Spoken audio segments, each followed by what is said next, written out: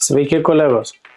Kiekvienas, kas rimčiau renkasi termovizorių, anksčiau ir vėliau susiduria su tuo pačiu klausimu, ar verta mokėti už didelės raiškos sensorių, ar pakaks, pavyzdžiui, 640, kuris realiai rodo neblogai. Ši nauja Pulsar Telos LRF XT50 termovizorių naudojau daugiau nei savaitę, iš esmės tam, kad pats atsakyčiau į šį klausimą. Telos LRF XT50 tai pats naujausias Telos linijos flagmanas su integruotu lazeriniu tolimačiu. Pačiame pavadinime jau užkoduotos pagrindinės savybės. LRF žymi tolimatį, X 50 Hz kadrų dažnis, T sensoriaus tipas, o 50 objektyvo dydis milimetrais. Pats sensorius čia įspūdingas. 1280 ant 1024 pikselių. Pikselio dydis siekia 12 mikronų, o terminis jautrumas nesiekia nei 20 milikelvinų. Jei šie skaičiai skamba sudėtingai, paaiškinsiu paprasčiau. Daugiau mažesnių pikselių reiškia kur kas detalesnį vaizdą, o milikelvinai rodo jautrumą šilumai. Kuo skaičius mažesnis, tuo smulkesnius temperatūros skirtumus prietaisas mato. Mažiau nei 20 milikelvinų yra itin aukštas rodiklis. Senesniuose modeliuose turėjom tik iki 40, todėl jautrumo šuolis čia yra dvigubas. Objektyvas 50 mm f1 diafragma, o matymo laukas siekia net 17,5 laipsnių arba 30,7 m 100 m atstumu. Palyginimui 640 pikselių sensorius su tokiu pačiu objektyvu aprėpia tik apie 22 metrus. Vadinasi, čia matome beveik 9 metrais platesnį vaizdą. Priežastis iš esmės paprasta. Aukštesnės raiškos sensorius fiziškai didesnis, todėl pro tą pačią optiką paima žymiai platesnį vaizdą. Bazinis didinimas yra 2 kartai, skaitmeninis siekia iki 16, o įjungus Zoom Boost net iki 24 kartų. Pats tolimatis tapo plokštesnis ir geriau pritaikytas korpusui. Bangos ilgis 905 nanometrai, matuoja iki 1,200 m, o tikslumas ±1 metras. Galima rinktis vienkartinį matavimą, nuolatinį skenavimą, taip pat jis lengvai susiejamas su Stream Vision Ballistics programėle. Taip pat verta paminėti dar vieną dalyką, kurį dažnai painioja žmonės, tai kad su šiuo termovizorium žvėrį aptiksit panašiai apie 2300 metrų, bet atstumo matuoklis pamatuos iki 1200 metrų. Tai vat nepainiokit žvėries aptikimo ir tolimačio galimybių. O dabar realiai apie tai, ką pastebėjau per šią savaitę. Pirmas dalykas tai yra vaizdo kokybė. Realiai džiugina akį. Man teko naudoti ir kitus Pulsar prietaisus su tokiu pačiu sensorium. Nežinau, kaip čia yra, bet Telos rodo gražesnį, detalesnį vaizdą. Kaip spėju, ten bus susiję kažkas su elektronika ar programinės įrangos atnaujinimais. Antra, tai yra valdymas. Mygtukai išdėstyti patogiai prietaiso viršuje, todėl tamsoje jas lengva apčiuopti net su pirštinėmis, pakanka kelių vakarų ir pirštai patys viską daro automatiškai. Be to dabar tolimačio apačia yra plokščia, todėl prietaisą ganėtinai patogu naudoti ant lygių paviršių, galima atsiremti, stabiliai pasižiūrėti, taip pat yra galimybė pritvirtinti ir trikojį. Kalbant apie minusus, skaitmeninis 20 kartų priartinimas atrodo įspūdingai, tačiau ir detalus vaizdas išlieka maždaug iki 9 kartų, o toliau kokybė ima prastėti. Bet tai ne šio prietaiso bėda, o bendra skaitmeninio didinimo specifikacija. Dabar kviečiu pasižiūrėti kadrus iš miško, tik atminkit vieną dalyką, kad YouTube algoritmai ir video kompresija šiek tiek suspaudžia sukramto vaizdą, todėl matomas vaizdas per okuliarą yra geresnis.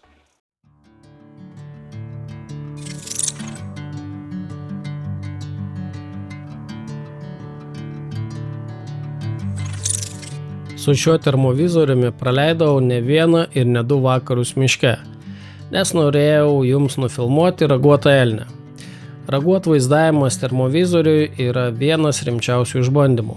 Ragai dažnai būna lauko temperatūros, todėl paprastesni prietaisai dažnai parodo tik šiltą siluetą, o ragai tiesiog išnyksta. Deja, tačiau gamta turėjo savo planą, nes nuo rugpjūčio vidurio raguoti elniai tarsi prasmego skradžią į žemę. Tad žiūrėkime, ką man pavyko nufilmuoti ir užbėgdamas į priekį pasakysiu, kad vis dėlto radau raguočių, bet ne elnių.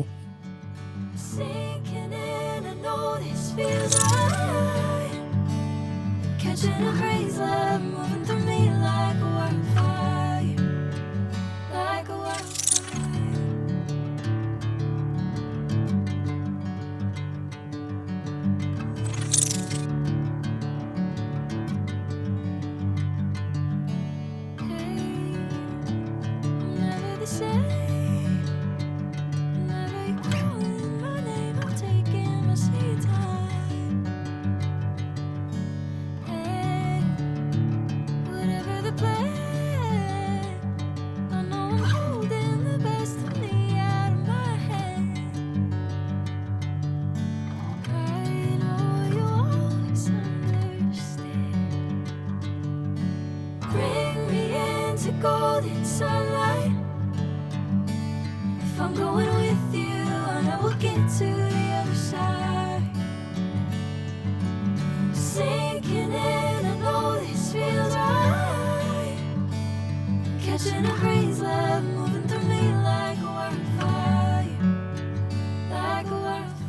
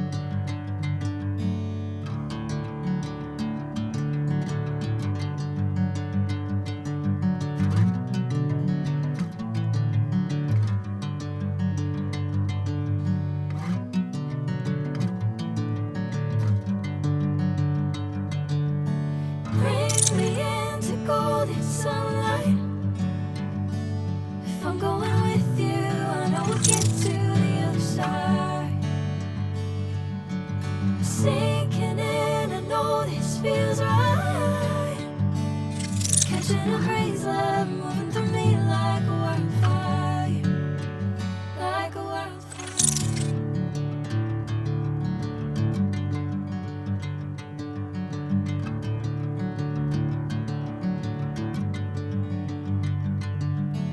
Hey, I'm never the same.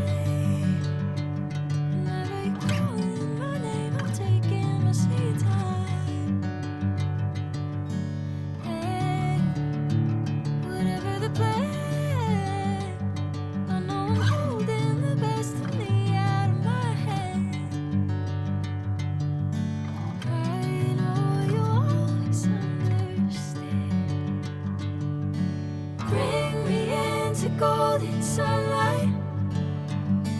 If I'm going with you, I know we'll get to the other side. Sinking in, I know this feels right. Catching a breeze, love moving through me like a wildfire, like a wildfire.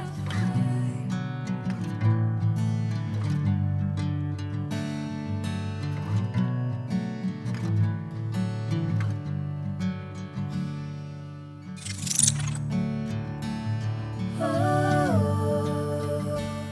oh, oh.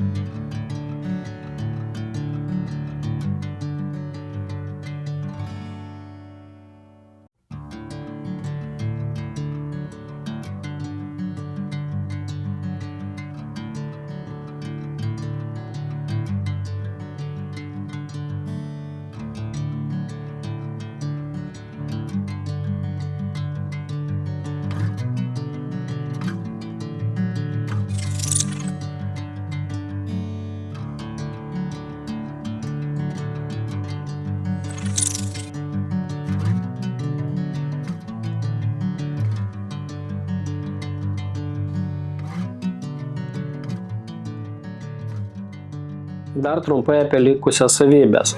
Svoris su baterija siekia 730 gramų, apsaugos klasė IP67, o darbinė temperatūra nuo -25 iki +40 laipsnių. Ekranas raiškus, pilnos HD raiškos AMOLED, yra 3 jautrumo režimai – Normal, High ir Ultra High. Pastarasis ypač praverčia esant rūkui, lietui ir šalčiui. Integruotas triukšmo mažinimo filtras, vaizdas vaizde funkcija, galimybė rinktis ekrano formą bei 9 spalvų paletės. Vidinė atmintis 128 GB, o vaizdo įrašai daromi MP4 formatu su garsu. LPS7i baterija užtikrina iki 8 valandų veikimo ir greito išsikrovimo naudojant prietaisą nepastebėjau. Ryšiams naudojamas Wi-Fi, Stream 2 programėlė, NFC bei USB Type-C jungtis. Grįžtu prie klausimo, nuo kurio pradėjau šį video. Po savaitės naudojimo, ar verta rinktis prietaisą su dideliu sensoriumi? Jei galit sau leisti, tikrai taip. Termovizoriaus vaizdas yra detalus, matymo kampas platus, tolimatis veikia greitai. Be to yra malonu žinot, kad prietaisas pagamintas Europoje. Tikiuosi ši apžvalga padės jums apsispręsti, reikia jums tokio prietaiso ar nereikia. Jei turit klausimų, būtinai parašykite juos komentaruose. Kaip visada, gražių akimirkų medžioklėse ir iki pasimatymo kitą kartą.